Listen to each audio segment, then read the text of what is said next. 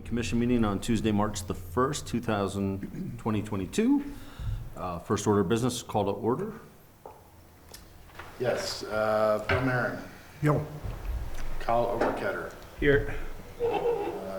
Gino Rossetti is not here. Eric Bozick. Here.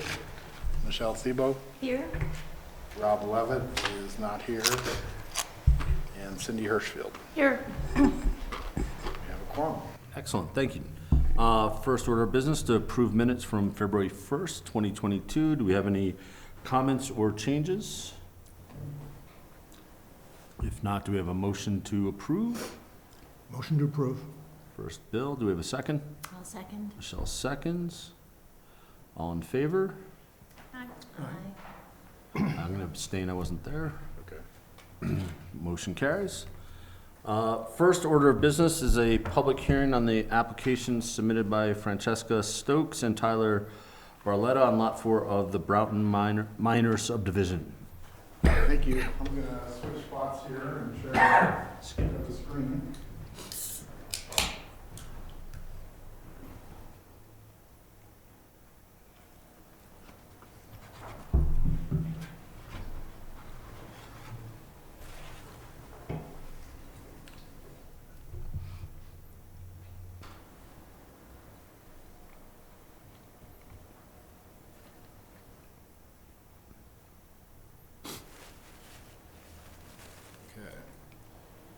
This is a public hearing on an application submitted by Francesca Stokes and Tyler Barletta. It's for a site plan review and slope review to construct a single-family residence on Lot 4 of the Broughton subdivision. Lot 4 of the Broughton subdivision is about a half-acre parcel that was created as part of the Broughton Minor subdivision. It's located off of Original Lane, which is right here. Which is just up Original Road, and it's above the Pine Ridge townhomes that are located right here. It's a vacant lot, and once again, it's right here on the map.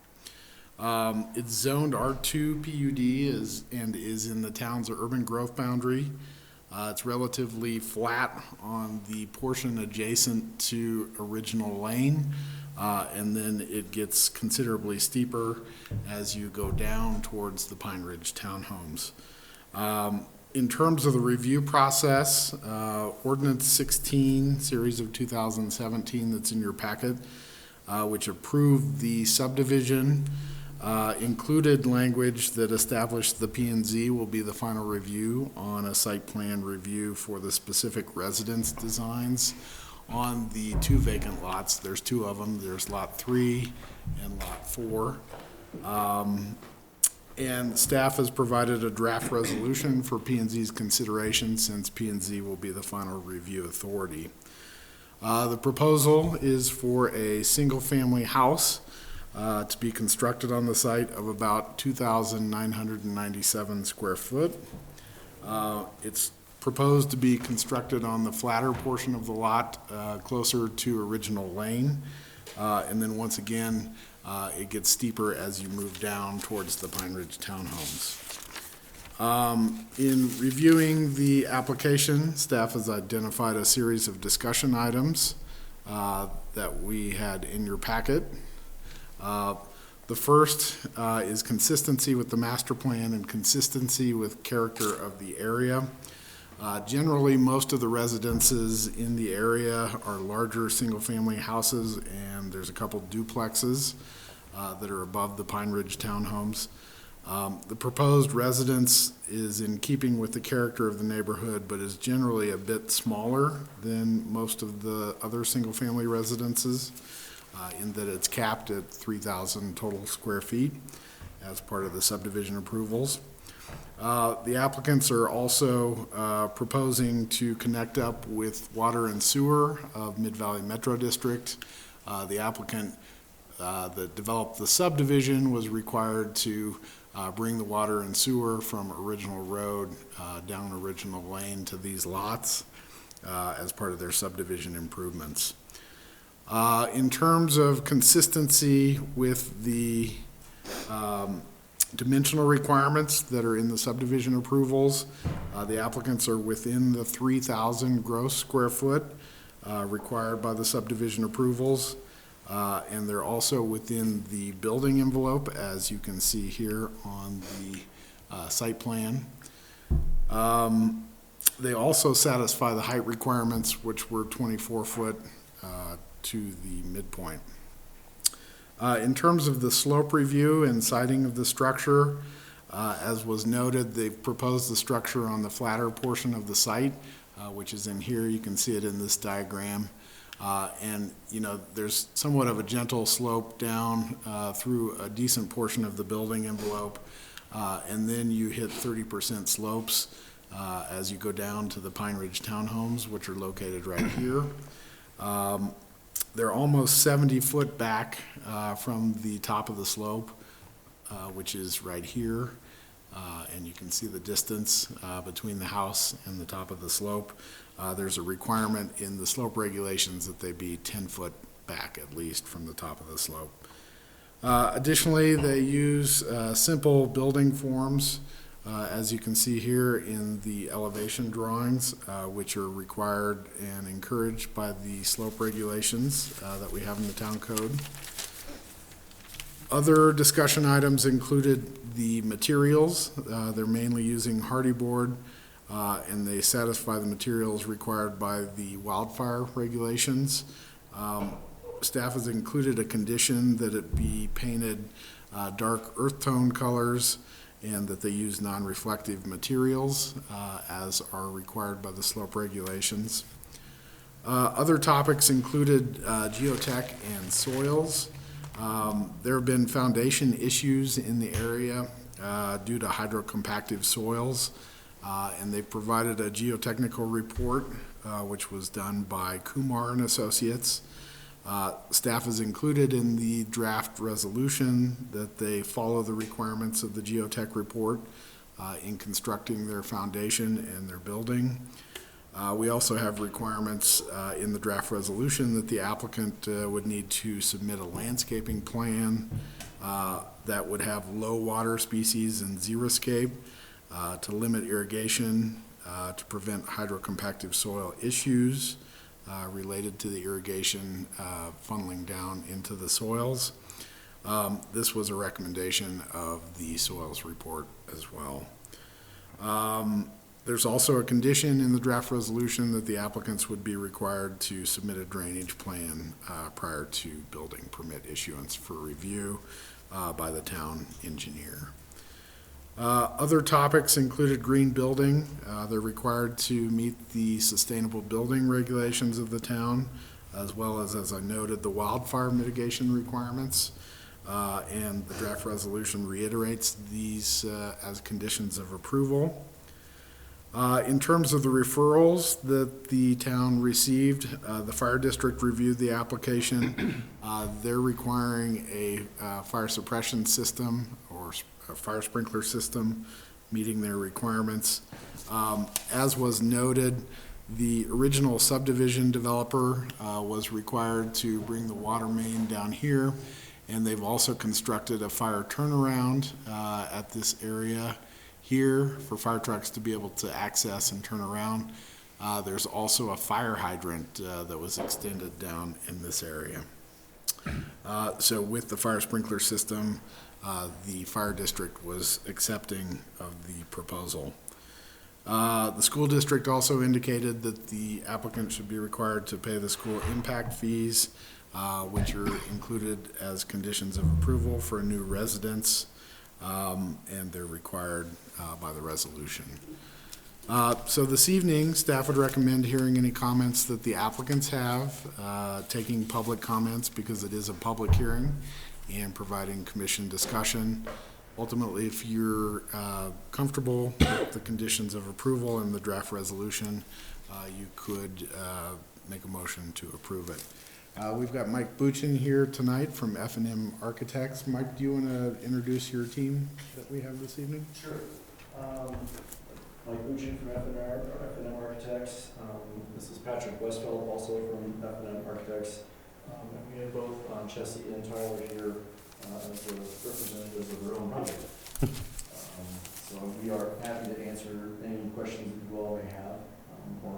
sit here silently if you all don't have any questions.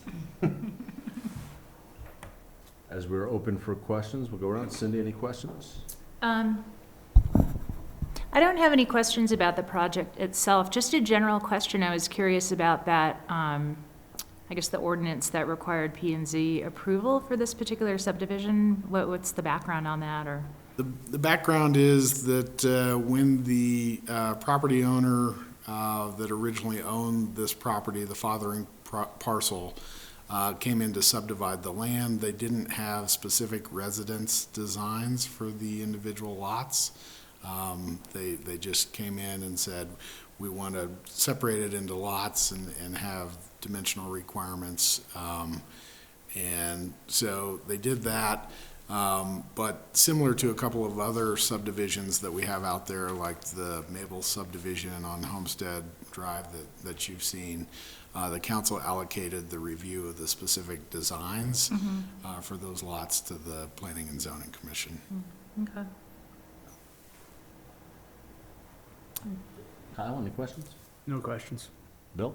No questions. Michelle? I just have a question for staff. Would an ADU be allowed on this lot? An ADU isn't allowed by the original subdivision ordinance.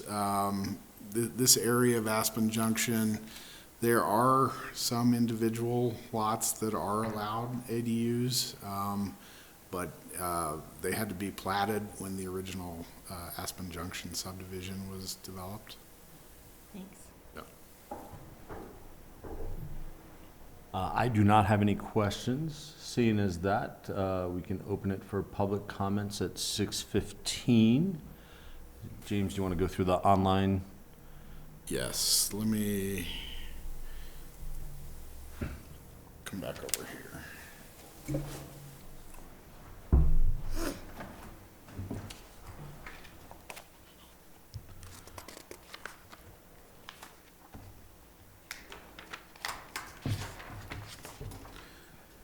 Yes, so anybody that would like to access the meeting over Zoom has the access instructions on the packet at the town's website, which is basalt.net. And it includes the Zoom access instructions.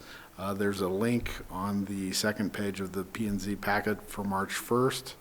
Or you could also call in, and the number is 669-900-6833, and it has the webinar ID on those access instructions. The webinar ID is 872-3026-3755. Thank you. Should we give a minute or two to see?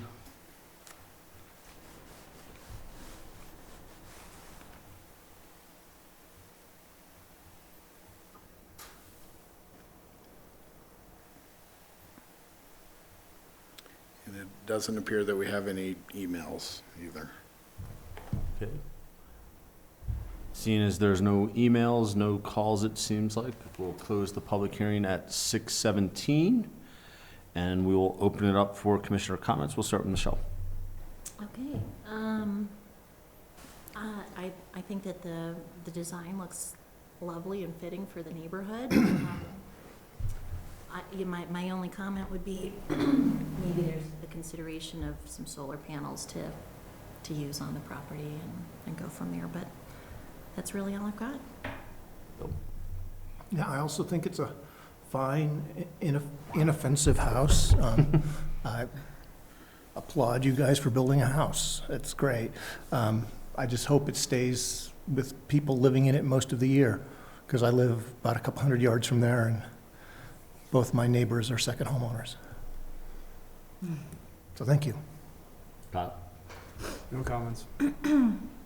Can't find anything to object to. No? Seems good to me. Nothing to add. So we are at the point we could take a motion to accept as per staff's recommendations, or does anybody want to change or modify anything? No, I'll make a motion to recommend as per staff's memo. I'll second. Cindy seconds. All in favor? Aye. Motion carries 5-0. Good luck. Thank you very much.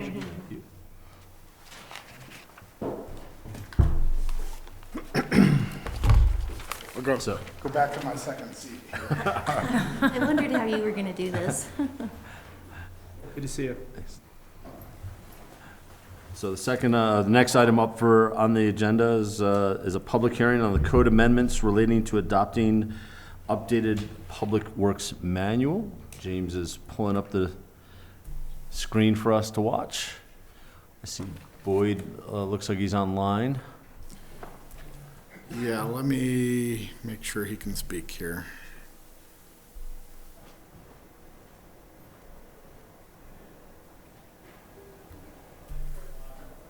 Boyd, can you hear us? Yes, Okay, perfect. Thank you. Excellent.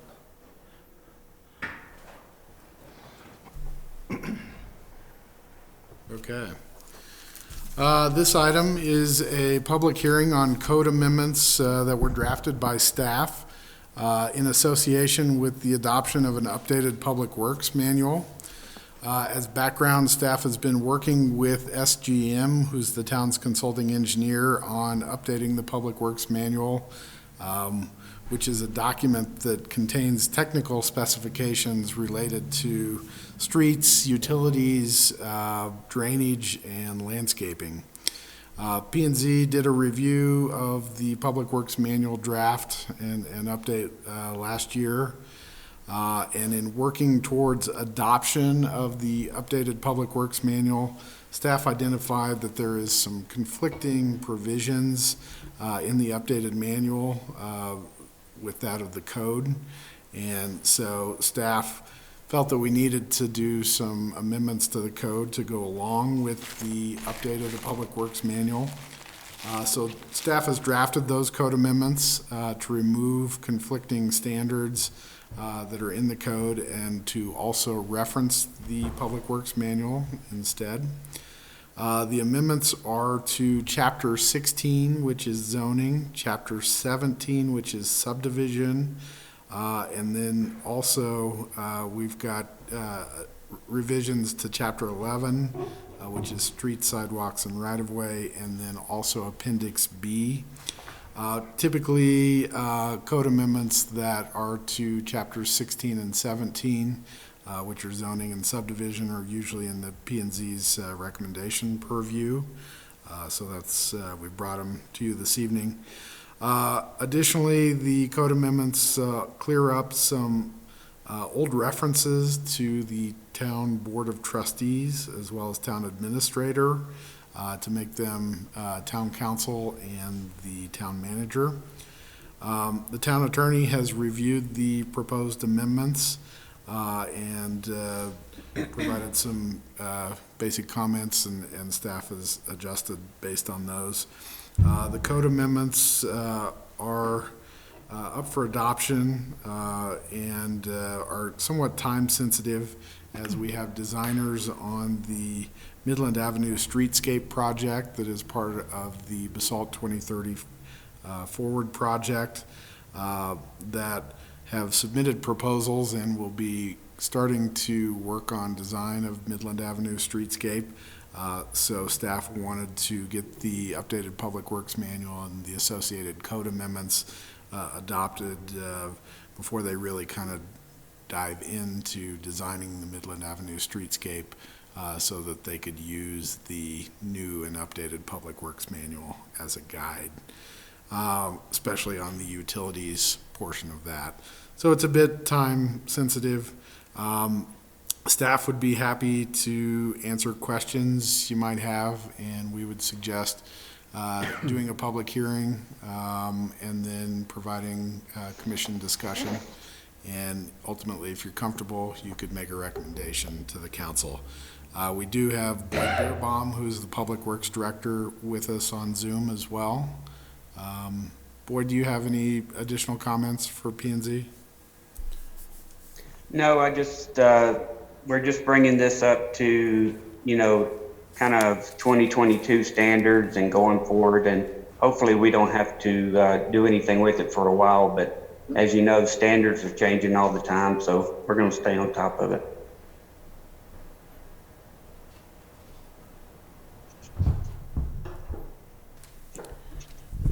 Okay, so staff would suggest asking questions of staff? Thank you, yes. Since we did questions there before, Michelle, any questions for Boyd or for staff? I do not at this time. No questions for me. Kyle? No questions. Cindy? No questions. Me either. So, let's open this for public hearing at 6:24. Do we need the same instruction, James, or Yeah, let's give them again, just in one more case. time? So once again, if you're out there in TV land and you would like to provide comments on the code amendments for the Public Works Manual, you can find the Zoom instructions on the second page of the March 1st, 2022 P&Z packet on the town's website, which is basalt.net, under the Agenda Center. And there's a Zoom link there, or you can also call in at, the number is 669-900-6833, and the webinar ID is 872-3026-3755. And we'll give it just a minute or two here to see if we get anybody call in.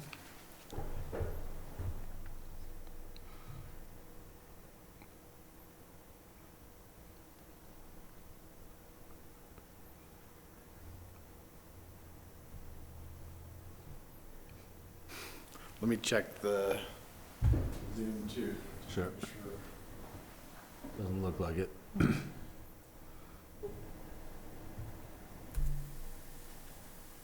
Nope. Nope. All right, seeing as we have no public comments, we'll close the public hearing at 6:26. We'll go for commissioner comments. Cindy? No comments? Kyle? No comments. Bill? I do have some comments to make. First off, I find the language in there very complicated and convoluted, as code language always is, but there's certain sections that the general public should be able to understand, like when a site plan review is required, rather than a 30 or 40 line paragraph with no periods in it. It just gets kind of circular and parenthetical and hard to follow, because it's like, you know, subsequent to this chapter, this paragraph, back and forth. So it's referring to all kinds of different places. So unless you're a building or trade professional, they get to be difficult to understand, which is counterproductive because that's what I do. But I think the general public should be able to understand certain parts of this that general people would, at least the first part of each section should be read for human readability as opposed to lawyer readability. My next comment is, it's not even in here, but it's something that's been a pet peeve of mine since Jerry Pace was the Public Works Director. The curb profile that the town uses is predatory. It pops tires. It's too vertical and too sharp at the top. I always have wanted them to change that to a normal curb profile like you have in curb and gutters virtually everywhere else on the planet. You know, especially on places like the lower Two Rivers Road. I used to live there for a while, and you could hear people hit them and their tires pop. And it's just irritating. Also, sidewalks in the street standards, let's see, where is it? 1673, section 5, paragraph A, B, and C. I don't think there should be any place where there's no sidewalks at all. I had a car break down in the City Market parking lot, and walking from City Market to my house was the most eye-opening form of urban bushwhacking that I have had since I was a teenager in Boston. And it was surprising how difficult it was to get from one place to another. and how many places there are no sidewalks. You know, it's like, unless you know exactly where they are, but they're still, you know, kind of a roundabout and circular way to get there. So if you don't know where to go, you know, you're crossing roundabouts in the middle, you're, you know, walking in the street on busy streets. So I think we should do our best not to have that. I don't think there should be any place where there's no sidewalk. Because we're trying to encourage, through our master plan, pedestrian usage of the town. So if there's big parts of the town where there's no way, you just can't get from here to there without walking in the street, then that's But maybe counterproductive. in that area, it's a trail, not a sidewalk. Yeah, I know, but it's like way over there, and you're, you know, it's like, I'm just saying that the standards for a trail are different than a sidewalk, and if you're in a rural area, you're probably not gonna have a sidewalk with a curb and that kind of specifications, not to nitpick this to death, but. yeah, I don't find any of Willits a rural area. No, but don't you have to cross the road to get to the other? You have to cross the road to get to the other side, yes, that was very difficult, yeah. It Yeah, was- Bill, I was curious if, in walking from City Market to your house, is that all within the town limits, or is part of that just Most of it- unincorporated in Most Eagle of it, County? once you get under the highway and to the other side, Yeah, it is for like a couple hundred yards till you get to the Pine Ridge Townhomes. oh, okay.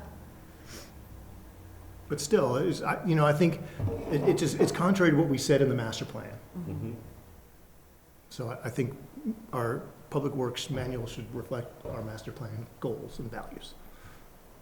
That's it. Michelle, any comments? No, I think I nitpicked this last time we saw it, so I'll let my comments ride. I do not have any comments either, even though I would echo that it should definitely reflect the master plan as Yeah. best it can. I like that idea, without any specifics about that. So, we're back at this point. Is that enough to stop a motion from happening? Is there a specific, something you want to see happen? No, direction to staff is all I need out of this. Fair enough. Maybe just a brief explanation. I do believe in the Public Works Manual, we do have discussion about sidewalks. And I think we require them with the exception, there is like an exemption provision, you know, for showing cause if it's not possible. Well, that's reasonable to show cause, but yeah, But I think that's how it's set up, yeah. in my recollection. I know it wasn't when they, you know, the Sopers Meadows PUD was done. And our thinking has changed, but we want to at least try and, you know, change it so when other work happens in other parts of town, that can be as remedied as best as possible. Sure. So even including remedial situations.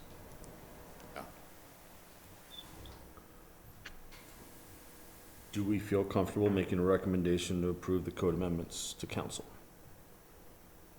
I do. I'll do. So do we have a first? I'll do that. I'll make a first as conditioned by the staff memo. Okay. Do we have a I'll second? make a second. Michelle, second. All in favor? Aye. Motion carries 5-0. Thank you. Thank you. Thank y'all. Thanks, Boyd. Thanks, Boyd. Yeah. That leaves us to commissioner comments and staff updates. In terms of staff updates, we have been busy on a lot of the Basalt Forward 2030 projects. The Midland Avenue Streetscape project has been out to bid, and we've had pre-submittal meetings, and we actually received bids for the designers as well as the general contractor that's going to do the estimating during the design phase. And we received 3 bids for each one of them. And so we're in the process of reviewing those bids and trying to determine selection, with the hope that they would be going to the council with a contract shortly. Other Basalt Forward 2030 projects. James, just a question. Sure. Could someone from this board be on one of those selection committees? I can talk to the rest of the town staff and town manager about that. Yeah, I think that'd be great if someone from Okay. our board was on one. Okay.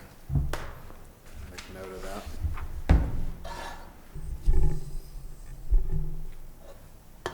I would add, if not from P&Z, maybe from the committee from last summer. Yes, okay. Yes. The Capital Needs Committee? Mm-hmm. Okay. Trying to rule me out. Just kidding. No, just that they represent and we worked on it, so. Sorry, I did say I had a late coffee. And it might be easier on the design piece because that's kind of a little behind the person that's gonna do the cost estimate. Would it be okay just to see if we could get somebody from P&Z on the design piece? Yeah, Okay, that would be preferable, I think. okay. Other Basalt Forward 2030 projects, the solar project. Staff has had several meetings with McKinstry, who is the contractor that the town selected after the bid process. They're going to be coming up here in mid-March to look at the different potential sites, which include all the schools and some of the parks that we have in town, to do some analysis around that. And Holy Cross is also kind of part of that effort. So that's the first step. They'll be up here to look at the sites, and then they'll write reports and recommendations on potential for a project.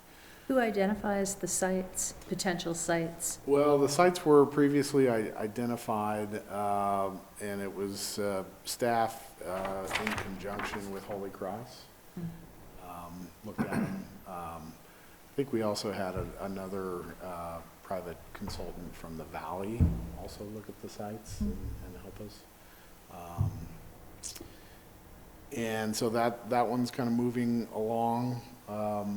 The other one is the affordable housing piece, and the town council has been discussing potential sites to look at for affordable housing. They've also been discussing the potential for buy downs of free market units to affordable housing, and they're kind of wading their way through, you know, what to do and how to maybe split up the money. But they haven't gotten real far. They're going to be looking at having another kind of larger work session on it here in the near future. And then at our next meeting, which would be March 15th, there's a special review in the Hill District on Homestead that you'll be looking at for adjustment of a setback in the R3TN zone district for a garage. And then we'll also be bringing back the code amendments on the affordable housing, parking, and the real estate transfer assessment exemption that P&Z saw at a work session at that meeting.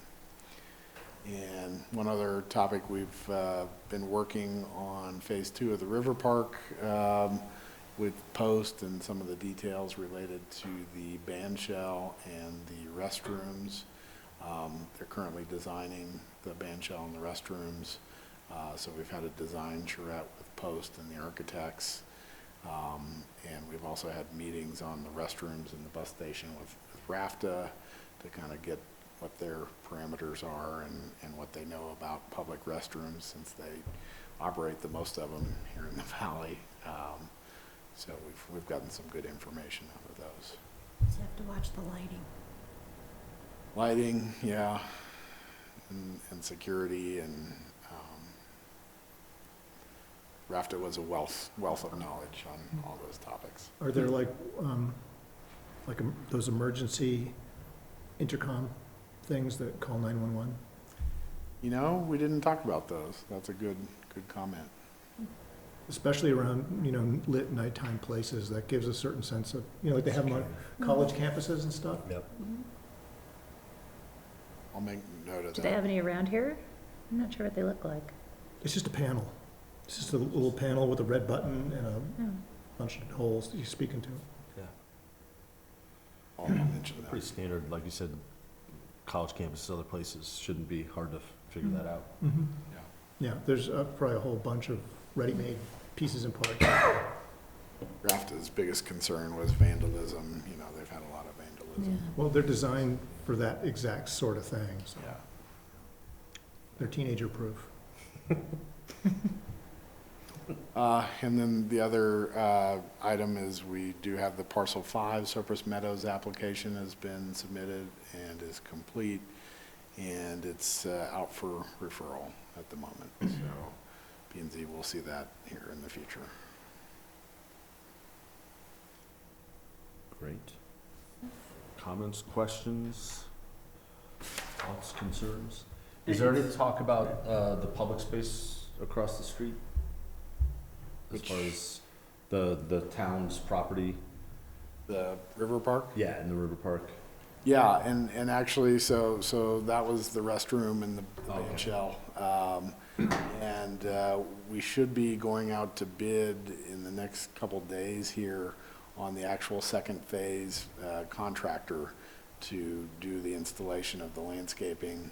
We procured contracts during the winter to actually get the landscaping materials because we were concerned we weren't going to get those. And so we're now going to be getting a contractor to do all that installation for this summer. Great.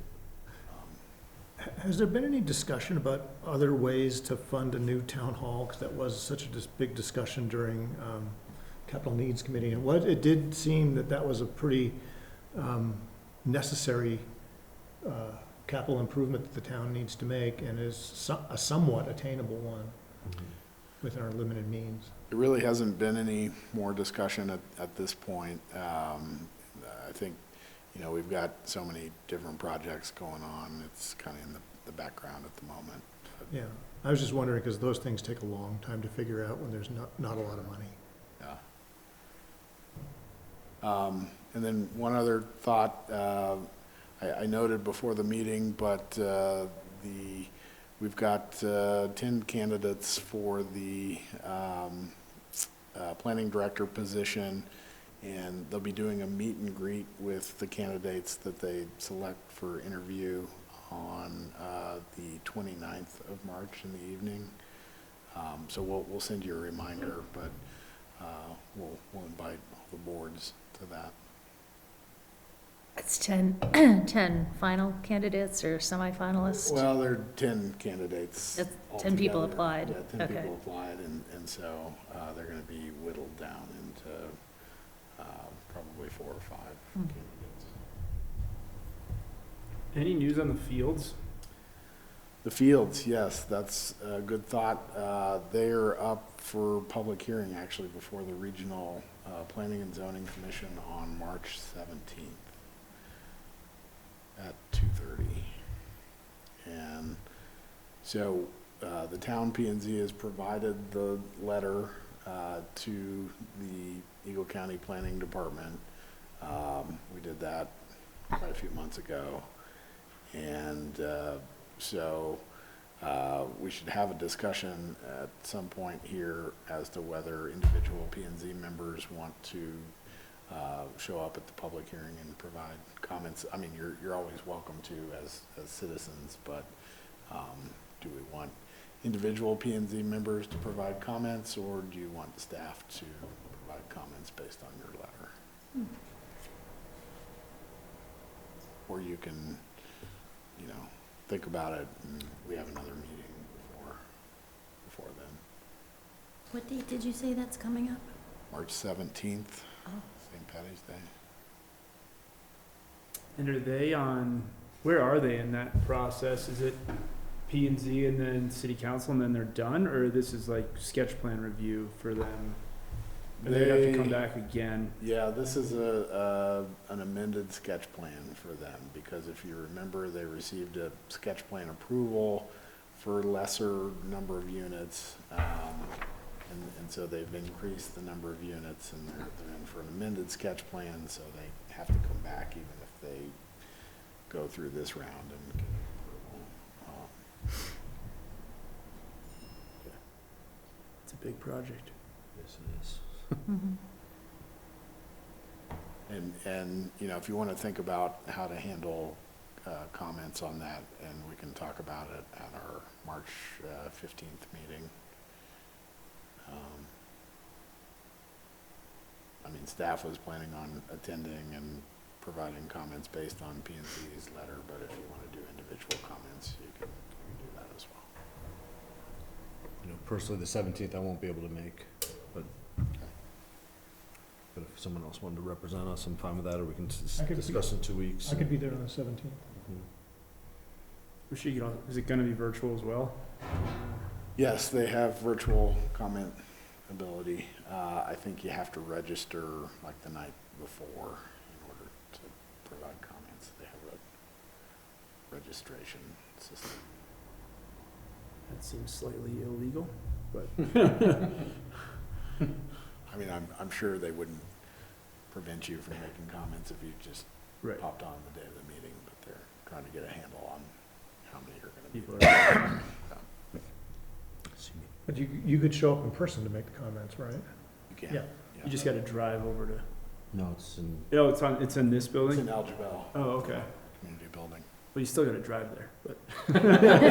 Yeah, not. I know. Like it's fine. walk there. You can walk there. You have to walk to Don't the risk construction it. site, but you can do it. Look at our meeting too. Did Stedman get CO? It's terrible. Or are they still working? Stedman has, I believe, temporary COs, and they are kind of stocking everything and training staff in there, and that's what they have, temporary CO for. They've removed all the fencing around the parking, and, but they're getting deliveries at the current time. Is Stotts Mills' goal to have people in this year? Stotts Mill is working on the multifamily buildings. They've got building permits on 3 of the 4 multifamily buildings. And they also have the daycare submitted for building permit now. We got that last week. And so they're still working on infrastructure. I don't think that they'll be ready quite for occupancy this year, but early next year, most likely. And then the single-family lots there, as soon as they complete the infrastructure, which they're saying is midsummer, that's when they can start pulling permits on those. So that's not a subdivision that we have to approve every house, right? No. Okay. Is just certain subdivisions get that Yeah, you know. rating or categorization? Usually when they've got steep slopes, so. Oh, you know, okay. the lot had 30% slopes, and, you know, they could have put a house on the steep slope, and that would be less desirable from an impact standpoint. Got So, it. that was kind of probably the main reason. Okay. Cool. There are no more comments or questions. Motion to adjourn. I make a motion to adjourn. Second? All in favor? Aye. Motion, meeting Short and adjourned at sweet. 6:47. James, I know that I will not be here for the next meeting on the 15th. Yeah, I'll be out of town. First time in a decade. You wanna hear about how bad the world is these days?